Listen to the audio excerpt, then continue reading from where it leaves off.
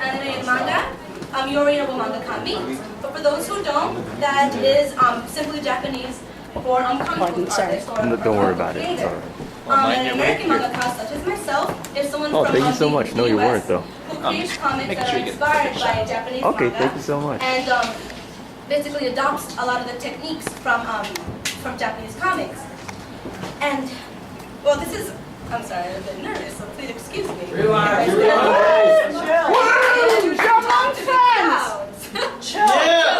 What about nursing? So basically, this is obviously like the age of digital art and everything like that. We just happen to be in the digital gallery. But a lot of the artists, a lot of the mangaka in Asia still use traditional materials. The creators of Death Note, Bleach, Tsubasa, Hanakimi, Yu-Gi-Oh, all of them. They do not use programs for their pages. And they all use Copic markers. And they all use gouache and inks and traditional mediums. That's still the norm over there, and that's still like the basis of manga in Asia. You know, so I personally love and adore traditional mediums. So I'm hoping I'd be able to teach a few of my techniques to do something that's a bit, you know, like you can basically learn what I'm teaching here, apply it to your homework, and maybe even inspire some of you to keep it traditional. So let's just see how good I do that. So, okay, figure out how to live with these flyers. So basically, I don't know how many of you here use Copic markers or markers at all. Raise your hands. Anybody? Nobody uses markers? You guys suck. Don't you? I do color pencil also. I combine them with markers. It's a really pretty technique. So, anyone who doesn't use markers, or who does, had at least heard of the problem of trying to mix in your colors and they're just being covered in streaks, and you're like, it looks so beautiful in this lighting. Go to real life, like, what the hell happened to my picture? Covered in streaks, like crap, and you're like, what did I do wrong? What's really, really great about Copic markers is at the very top of the lids, there are codes. And people are like, okay, code, yeah. But it's a great technique that everyone like overlooks. Basically, let's see. The first color that I'm going to apply, its code is E50. If you want to blend it easily, it blends with E51. It comes right after the color, and so it blends easily. And it's like ridiculous. People like, you can even blend it in with like E53. It's just 2 colors down. If you go too far away from the code has too many numbers in between, you're going to have streakage. So what I'm going to show you is a very simple technique. Blending in 2 colors. So, before I get started, the way that I work, and a lot of people work this way, you pick out 3 colors first. You pick your base coat, your medium color, and then what may be the lightest of all the colors that you use to shade. So I'm picking, let's see right here, I'm picking E50, E51, E53. E53 is the darkest color. So, I'm going to, I don't know how the whole way to So, this right here, it's a piece of Bristol paper, not computer paper. Bristol is archival, will not get yellow in 10 years, and really works well with markers, and with colored inks, and with watercolors. I started out with a gigantic paper and cut it down, and I drew my picture on a different paper, printed it on this. So in case you mess up, you can still just reprint another copy. Don't color the original, or you kill yourself if you mess up. So, yeah, see, that happens to me too. I mess up all the time. You'll print on a new one. So, I decided I want the lighting to be up in this corner. So I'm keeping that in mind. The sun, or the little lamp, whatever, right up here. So I'm going to go in. I don't know how well you can actually see me do this, but I'm going to try. Yeah, see the 2 big signs on these There we go. I want to see it a little better. So the lighting is up here. And up there. So with wet mediums, in general, timing is key. So a little bit of pressure on the edge, I swipe. A little pressure, I swipe. A little pressure, I swipe. And just keep doing that all throughout the corner, keeping in mind where the lighting is coming from. The lighting is coming from this direction over here. So going and through all that. Lizbeth, speak up. I'm sorry, I'm thinking to the table. Okay, so the lighting's up here. So what I'm doing, I'm not sure you can see it there. I put a little pressure along the line of the cheek and swiped in one direction. I'm going to look in the camera and see if you guys are able to see that.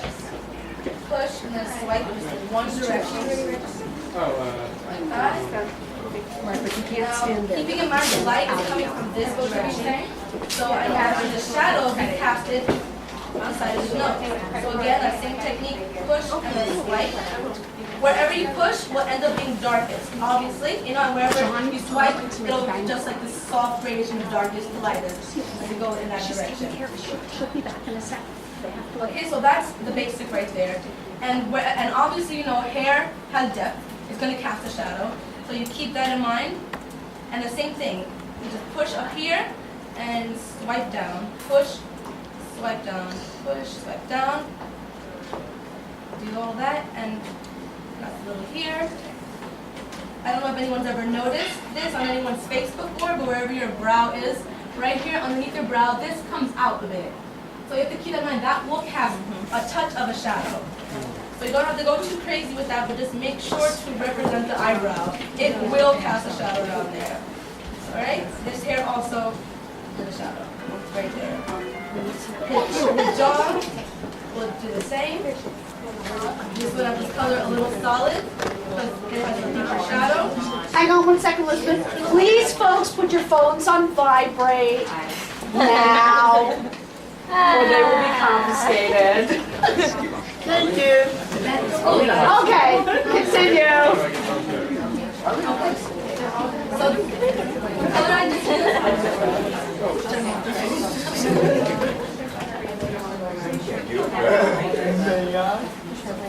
May I continue? Not really sure. Alright, so the color I just used, just E50. That's the base color. Now I'm going in with the medium color, which is going to... You think? Somebody sitting. Are you sitting? No, you can sit there. It's okay. E51, that's the medium color. These two colors will blend very easily on the color chart. They're right next to each other. So no stringing at all. Now this is something that I honestly enjoy. This color, even though it's right next to E50 on the chart, it still shows up very orange, very dark. So you might look at that and be like, oh, what the hell? It looks like crap. It's so dark and straight. This gets in the words. But you go over with the E50 and it'll actually eat away the color just enough to get rid of all the strings, and it will be completely smooth.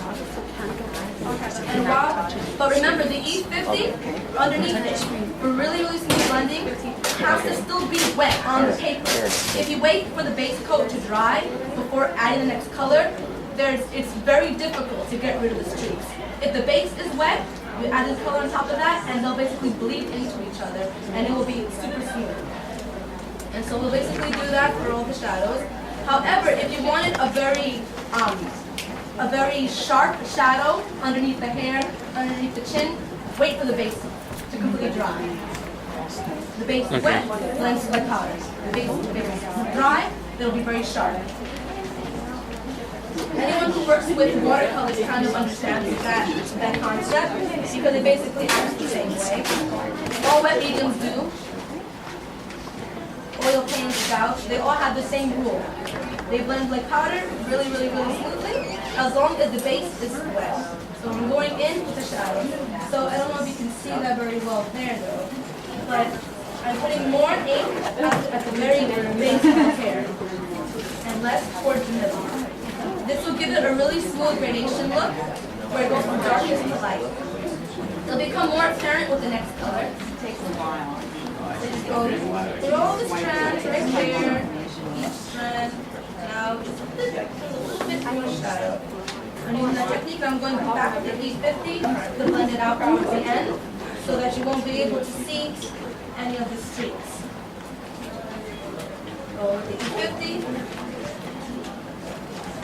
And now that we're at this stage, like I said, it'll blend easily as long as the codes B50, B51. But now I'm going to go into something really, really dark. The number is smaller, but it's completely darker. Like this is the color that I just used. I don't know if you can see the cap, how light it is. This is like brown, but I will make these black. I will show you if you can see on the screen. I'm going to go in with my medium color, the E51. And I'm going to make this bit of the paper as wet as possible.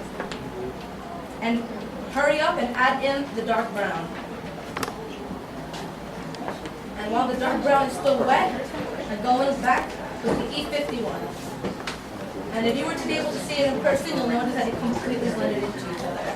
To make it even more flawless, I went in with a color that's a bit random, but it's more like a peach, but it goes perfectly between these two colors I just used. The E51 and the dark brown, it goes somewhere in the middle. So I go in the middle of this shadow and go back with the E51. And so I don't know if you can really see it there. I'll lift it up just to get like a little look of it. If later on if you want to come up to see it just to get a better idea of the shadow, you could. And you'll basically do this all throughout the hair. So I'll skip on to somewhere like the nose, which is way more fleshy and needs a bit more different treatment. With something like the nose, everyone colors features a bit differently. So I'm just going to show you how I usually color features. So I like to basically represent the bridge of the nose, the ball of the nose, and the side. A bit of nostril definition. So I'll just show how I usually color the noses. So I don't know if you can really see it there, but I'm going in with the E51, which is the medium color, and I'll go over it with the lightest, which is E50. And color over to eat away any streaks. So now that's nice and wet, I can go in with, I'm going to go in with E21. It's more like a pinkish orange color. Because you don't want really, really harsh shading on the nose. So that's like a medium shading there. Again, if anyone is a bit confused by it, you can like walk up and take a look at it just to get a better idea. Pretty short on top of you. And you can also connect this shadow in the nose into the chin to really give like the face more definition. Or you just go around The same technique that I used earlier. Can we go down to the dealer's room if you want? Okay. Go down the face. And I go back into the cheek and I'll connect the shaders to really make the light stand out more. You understand the light use different layers for different colors. And to get rid of any streaks along the lips and so on, go over it to the lighter color.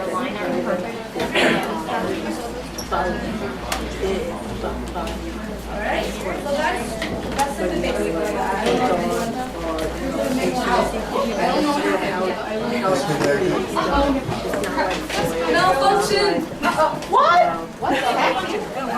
Oh, somebody must have touched the wire. Oh, yeah, we need to tape the wire to the table, baby.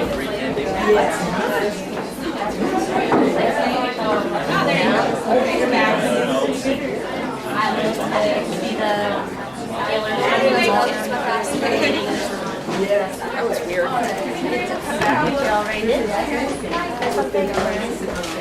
Like something out, or maybe they just didn't want to get anybody. The next part I'll work on, but I think for the most part, if you kind of got like the skin with like the base, medium, and the darkest color.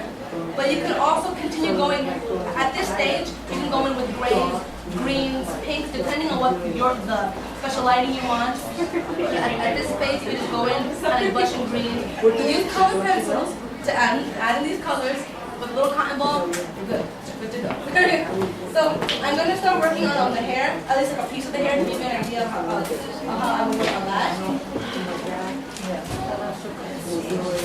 For hair, it's basically the same rule. I'm using, which is kind of weird, these colors, so please forgive me. This one is E57, it's way darker. And E47, which really randomly is even darker than that color, though the numbers are smaller. But they work very well together because the numbers are closer together. For things like browns, unlike colors for light skin tone, browns blend in like almost flawlessly with each other because the pigment is so dark. So you wouldn't see streaking, you wouldn't see those type of things. And using it for fabric or hair, it's a lot easier to like ignore streaks because you're working with fabric and hair. Unlike skin, you don't want to streak the skin. But again, we're paying attention to the lighting is up here. So keep that in mind also while doing hair, because hair does have shine, it does have texture. So the lights here, the lights here, So the shadow, so the darkest part of the hair will be all the way down here. We'll go from darkest to lightest in that direction. So for now, I'm going to show just this little piece right here. Again, I'm using that same technique and pushing on the top and making a streak towards the middle. Right now, it looks really, really funky with all the streaking. But wherever it's lighted, that's soon going to become a highlight in the hair. So I'm going to start at the tip of the hair over here. Once again, use the same technique. Okay. I know you were here. Goes from darkest to lightest. And just keep working it up until you start to see that the top of the head and the ends of the hair are becoming really dark. Don't think anyone can really see that on the camera though, unfortunately. So I'll move it around when it's done. The top of the head and the tips of the hair should be the darkest areas. And those will soon become the highlights of the hair, even though right now it's really, really messy. So I'm going to show this really quickly. Just a little piece right here to give you an idea. So I can look at it and make it out. It's a bit messy right now. It's still drying, but if you can sort of see it from the distance, the top becomes the darkest, and towards the end of the hair, it becomes darkest, and where they meet in the center is the lightest. Right now, it doesn't look that much because it's just the base, but you have to keep in mind this whole area towards the middle of the head is going to be a band of lighter colors. So try to avoid that for now. And just work on the end of the hair, work your way up, top of the head, and work your way down. And that will eventually form highlights down in the center of the hair. Okay, so I'm going to go in with the dark brown that I used earlier. I used it for the darkest parts of the skin earlier. Now you can use it on the hair, the highlight, because now compared to the brown used for the hair, it's really light. So now you color the centers where the bands of lighter color are. Up close you can see it, the quality of the picture after being able to show it. Maybe like a touch, but really, anyone in the back end will be really able to see what's going on. Now I'm going with a color that's almost as dark as black, but it's the darkest brown that I have right now. You go in with this, and you make all the darker areas of the hair. My own original. Unlike the skin, you don't have to time yourself because you want the streaks. You want to represent strands of hair. For skin, you have to time yourself. You don't want the streaks. The base coat has to be wet. But for hair, it may actually be in your benefit for the base coat to be medium dry. So I'm going to put a little bit more of the darker colors in it, and then I'll show you like what I've done. But these little pieces of hair, you have to keep in mind where all the strands and strips fall. Keep in mind the light source. And remember, hair is not flat, so you need to give it some kind of depth somehow. Keep in mind where every strip goes. So I'm going to, anyone who wants to take a peek, I'm just going to pass her out. Like you see, like, darkest to light, darkest to light. And little by little, I can start adding strands with each layer. I'm trying my best to brush it. Usually takes me, and it's in the dark. I don't have enough lighting. Do you need enough? Do you need Oh no, another it's light? good. I can still make it out, but if I have a second light if you need one. to light, darkest to light. So you can basically see that little by little, like I'm working on it, this will eventually trap, like, the lighter strips will be all throughout the hair, throughout there. And it would eventually become the highlights. It may be a little difficult to see at this point, but once the hair is all done, you'll be able to see that will completely make the highlight all throughout the hair. Once the hair is completed, I usually go in with a brush and white paint, or a brush and white ink, to add any glistening strands in the hair. And for that, you basically follow any lines that you have already drawn in there, keeping in mind what pieces of hair overlap each other, whatever's on the top would catch the light, therefore that would be what actually shines. I like to use the brush, I like to use full pen for that. I use full pen for inking, but not for the hair. I like the free flowing of a brush with a little bit more pressure, it's thick, but less pressure it becomes thin. So it looks more natural in the hair. It takes practice. I messed up 1,000 pictures before getting used to a brush and ink, but it's worth getting used to it because again, it's all little buttons and anything like this. I am closed, so I'm not can't show you the other eye. There's that. And the last thing that I'll keep forever. So the last thing that I really have to show for this piece is fabric. And again, the lighting is up here, so most of the shadow is being casted by his head onto his shoulder. So you'll actually have this whole upper area would be cast in mostly dark colors, darker reds and black, because the shirt's going to be red. And the shadow will follow any creases. So I'm going to show you how I go about that. Being that there's so much shading in that area of the shirt, for the most part, you don't have to go too crazy about what areas you have to leave white. There's so much shadow in there. It'll mostly be solid. So I'm going to start around here. Also, if you're coloring anything solid, it helps a lot to color the circular motion. That gives a really even coat of anything. With any markers, with different color markers, comic markers, working in a circular motion will leave little to no streaking.